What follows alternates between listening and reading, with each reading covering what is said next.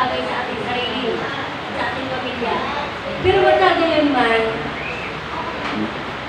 hindi naman nangyayari lahat yun, hindi po ba? Minsan, ang pangarap mo na pamilyang masaya, kaliwas yung nangyayari eh.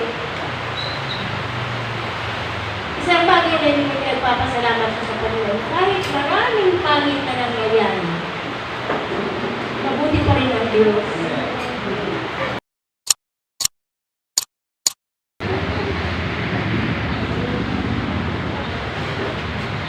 Po, sa araw na ito, no? Magbago na masakit na Panginoon ng ulan ay gusto-gusto ang pagpapala ng ating Panginoong Diyos sa bawat isa sa atin sa mga nagdang araw. Ngayon po, bakit po ba tayo kailangan magpasalamat sa Diyos? Amen. Bakit ba natin kinakailangan na sa lahat ng bagay sa ating buhay ay ipagpapasalamat natin sa Diyos? Ano po ba ang benepisyo nito sa atin? At ano po ba ang kaisipan ng Diyos patungkol sa bagay na ito? Amen? Ang sabi po sa book ng Awit chapter 50 verse 7 pababa po, ating pagbasahin, sabi po niya, "Iyong tingin, o aking bayan, at ako ay magsasalita, O Israel, at ako ay magpapatotoo sa iyo, ako ay Diyos, iyong Diyos." Magaling mo ang lahat. Ang sabi po rin ito, "Hindi mo ka sasawayin dahil sa iyong hain, at sa iyong mga handog na susulugin ay laging nasa harap ko." Hindi ako kukuha ng baka sa iyong bahay, ni kambing na lalaki sa iyong tawag, sapagkat bawat hayop sa gubat ay akin. Tayo po magaling lahat. Ang nagsasalita po nito ay ang Diyos. Amen. Sabi po niya rito, bawat hayop sa gubat ay akin, at ang hayop sa libong burol. Nakikilala ko ang lahat ng mga ibon sa mga bundok, at ang mga mababahis na hayop sa parang ay akin. Kung ako'y magutom, ay hindi ko sasaysayin sa iyo, sapagkat ang sanlibutan ay akin. At ang buong narito, kakainin ko ba ay ang laman ng mga toro? O ang inumin ko ba ay ang dugo ng mga kambing? Ihandog mo sa iyong Diyos ang haing pasasalamat. At tuparin mo ang iyong mga panata sa kataas-taasan, at tumawag ka sa akin sa kaarawan ng kabagabagan. Ililigtas kita at iyong luluwalhatiin ako. Salamat po sa pagkasaad ng salita ng Diyos sa araw na ito. Amen. Ang sabi po ng Diyos, lahat daw po ng narito sa mundong ito ay kanya. Maghihiling mo, yung suot mo, yung inuupuan mo. Amen. Huwag na tayo lumayo. Maging ang buhay mo natin lahat. Amen. Dahil alam mo natin na tayo binigyan ng Diyos. Amen. Sa lahat daw po ng mga bagay nito. Amen. Ang nais na handog ng Diyos ay hindi yung mga bagay po na sinusunod ng ating mga ninuno. Hindi yung mga dugo na, kasi hindi naman daw po yun. Lahat daw po yan ay kanya. Amen. Lahat daw po yan ay kanya. Ang sabi po ng Diyos, ang ihandog daw po natin sa kanya, ay nakakasimula lang. Kasi sa lahat ng bagay. Maging grateful ka. Ano man yung iyong amen, nagising ka ng umaga, nasulali mo yung ganda ng umaga. Thank you, Lord. Amen. Sa lahat ng bagay, humingi ka pa pa, thank you, Lord. May kanin ka, may konti ko. Kahit pa ng pagkain, malakas ka, bigyan naman ng nakarawa sa pagkain mo, thank you, Lord. Sa lahat ng bagay ko, kung nais niya, ay ang masasalamat. Masasalamat lang po. Amen. Pagbalik ka na sa kanya. Amen. Alala niyo po yung sabi ko ito, no? Mahal po ng Diyos yung sa buong pinagaling, ngunit isa lang ang nagbigay papuri. At yung nagbigay papuri pa, nagbalik papuri sa kanya, tais lang meron po. Amen. Kaya po, kahit po mga narito, mga kapatid, ang mahal po ng Diyos ay ang pagpapasalamat po ng mga. Kaya po niyayayaan po kayo lahat na ipagsigawan. Amen. Ang Diyos daw po may patotoo sa atin. Amen. At yun po yung sinaad niya.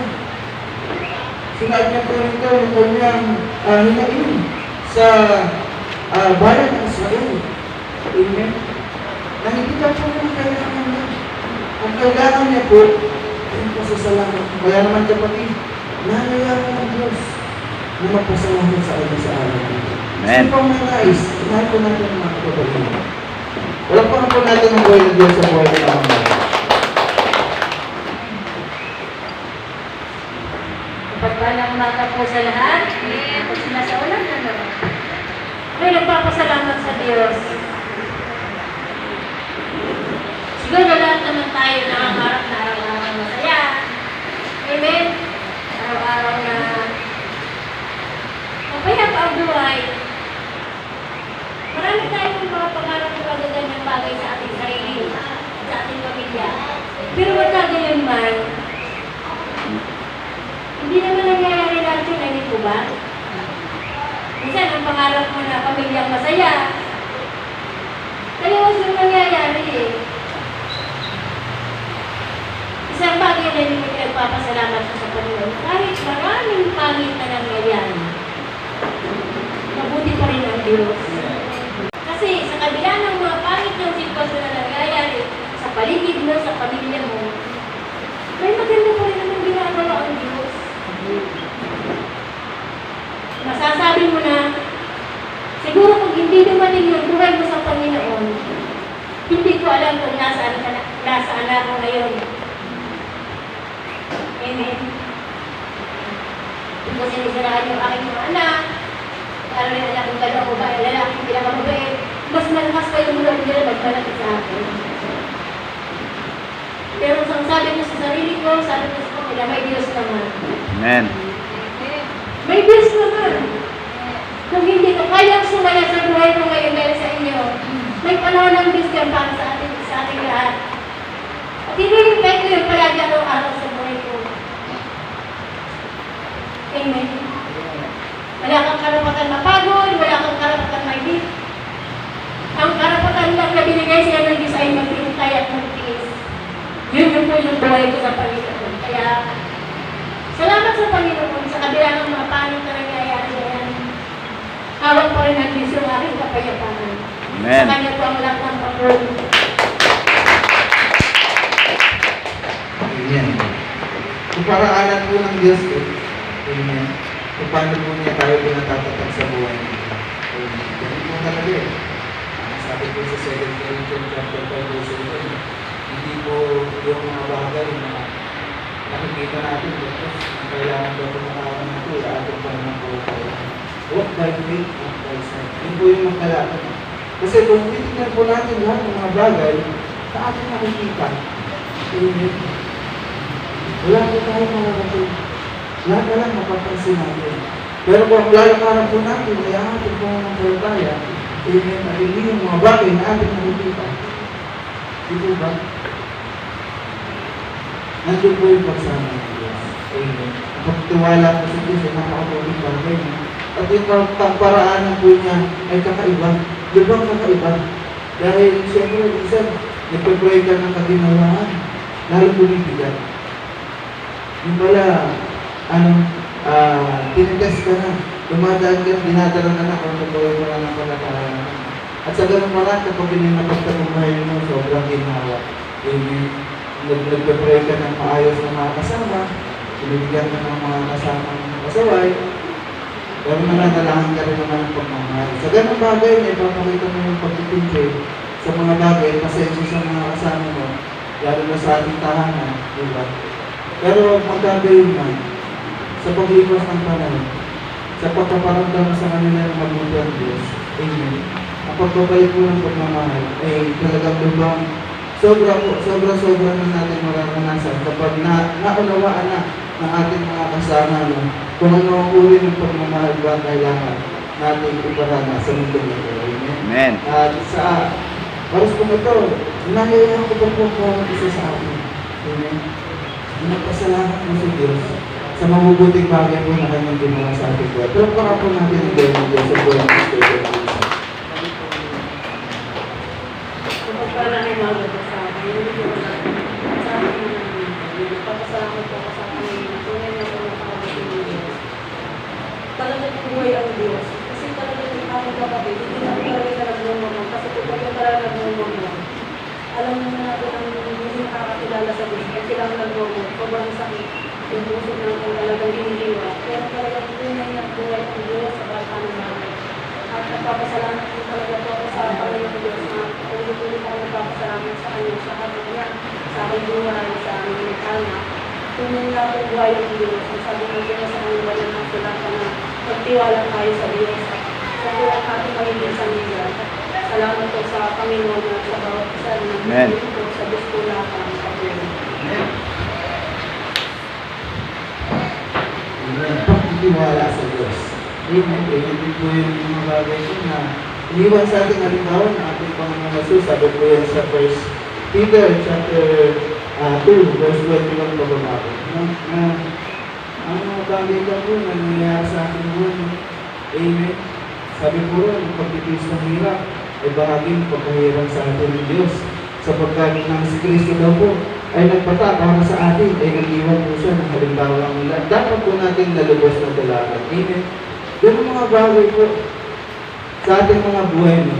Kapag nararanasan po, nakakaranas po tayo na kung ano yung mga sigalot, kung ano pong mga bagay dito sa mundo. Kasi given na po yan no? Na tayo makakaranas ng katiguran, amen, sa buhay na to. Kasi sa mundo, nasa mundo pa po tayo. Amen. Wala pa tayo sa langit, kaya patuloy lang po tayo mananampalataya. Amen.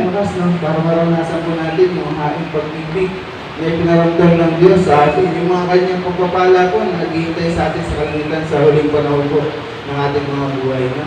Talagang kailangan po natin na mag-double time po Amen. sa paglilingkod po sa Panginoon dahil po ganun po tayo talaga amahan ng Diyos. Amen sa ating mga buhay. Saan po tayo naroon, dapat po lagi natin bibigyan ang pangalan ng Panginoon Jesus. Amen. Magtiwala po tayo sa Diyos. Iba po yung kanyang mga paraan. Amen. Mga pagpapala po na nakaamba sa atin. Iba po, ibang-iba sa ating kaisipan. Amen. Kaya naman po sa Diyos ang mapurihan sa lahat ng bagay. Sino pa po ang nais at ibigyan po sa lahat? Wala po nga po natin ang buhay ng Diyos sa buhay ng Sister Rebecca.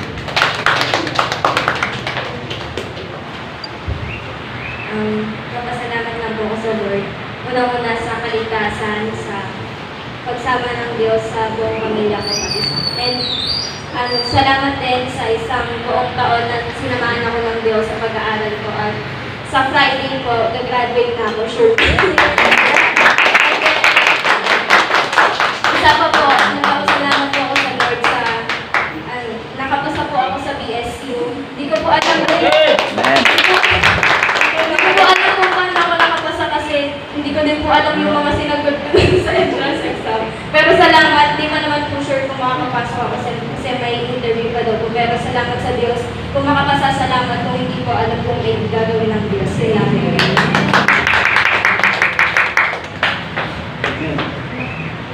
Buti po ba ang Diyos? Sa Amen. buhay niya? Sobrang buti po ng Diyos. Amen. Talagang yung mga nag-iisip sa Diyos, papuloy po ang pagpapahalan. Kahit na yung mga bagay po na hindi natin inaasahan, no? Imahin pa natin ay dito. Hindi pa sumagi sa isip natin, no? Sabi po ng 1 Corinthians 2:9, no? Di pa nakita ng yung mata, may narinig ng tenga. Di pa sumagi sa isip ng tao, mga inanggan ng Diyos para sa mga umiibig sa Kanya. Ibigin lamang po natin ng Diyos at patuloy po ang kanyang pagpapala sa atin. Marami pong nakahanda para sa atin. Ibigin naman po natin ng Diyos. Amen. Dito naman po tayo sa mga boys. Sa mga girls po, isave nyo na lang po ang inyong pagpapasalamat next week. Amen. Pabilisan po ng pagtaas ng kamay. Sino po may nais at ibig pasalamat sa Diyos? Palakpakan po natin ang buhay ng Diyos sa buhay kay Mama.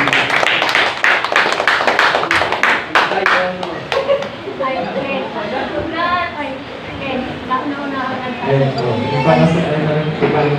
Pinagpapasalamat ko rin po. Same din po kay Ate Beth, pero iba po yung schedule. Sa Martes po, inalin po yung graduation ko po. Ayun po. Nagpapasalamat po ako sa Lord sa patuloy na pagsama niya sa akin sa isang taon na yun nga.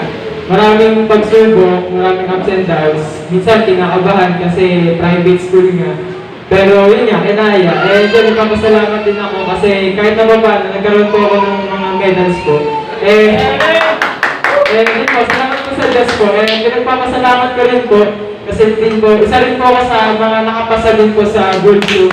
Yung mga nakaraan po, nung binaba ko yung list, ang nasa isip ko po talaga po nun, sabi nag-usap po kami po ni Mama, di ko po talaga itutuloy siya.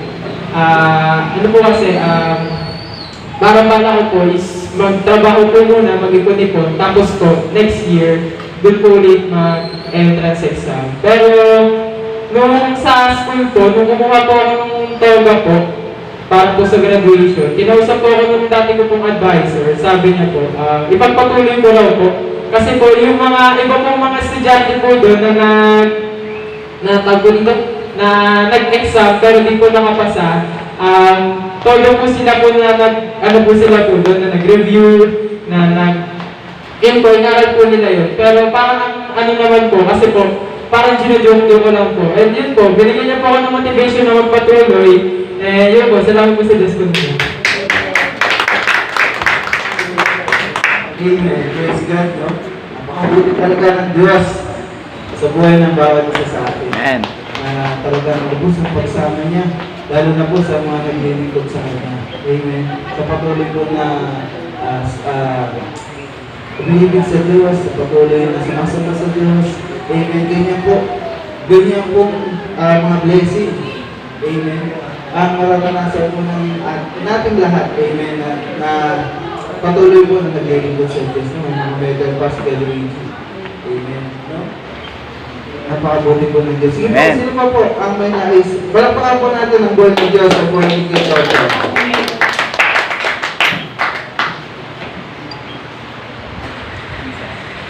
God, ano po, yung mama, yung anak ako ni mama, diyatin, aaral ako, unod to, unod, opo, aaral ako, diyatin, yan, di ako ama, aaral ako, ma, aaral ote, hanapin ma naman ipapa ko, ito po.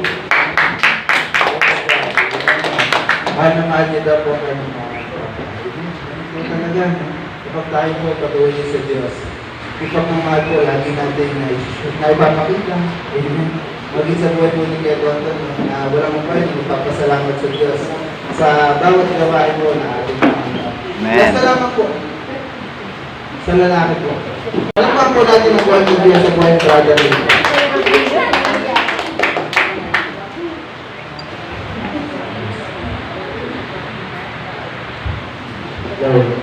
Bago po ang lahat, ako po yung bumabati ng isang magpalang naga po sa ating lahat. Ang pinagpapasalamat ko lamang po sa Panginoon ay yung isang linggo gabay at pag-iingat na sa aking pamilya, malayo sa mga sakit karamdaman, maging sa aming buhay sa patuloy na kalakasan at kagaling na pinagkakaloob po ng Panginoon sa aking buhay. Patuloy din po yung mga tao na pinapadala niyo po sa akin bilang gagawin po ng kanyang pagpapala sa aming buhay upang matugunan po yung aming pang-araw-araw na pangailangan. Salamat sa Panginoon sa lahat ng mga mabubuting bagay na ibigay niyo po sa aming buhay, maging sa mga nakalangka po sa amin.